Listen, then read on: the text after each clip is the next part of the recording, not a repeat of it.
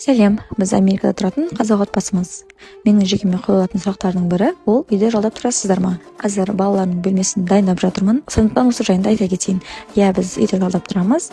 Өздеріңіз білетіндей, біз 6 ай Қазақстанда, 6 ай Америкада тұрып келдік. Әр жолы көшіп келген сайын біз жаңа үйде тұратынбыз. Мұнда үй жалдап тұрудың өзінің жолдары бар, заңдары десек те болады.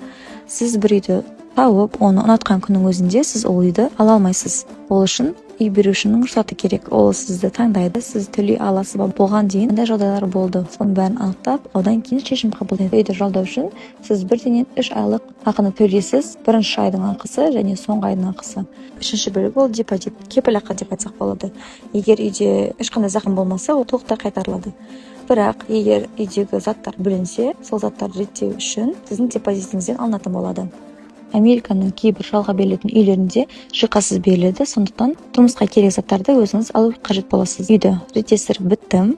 Қалай болғанын айта кетіңіздер. Балаларым қуанады деген ойдамын.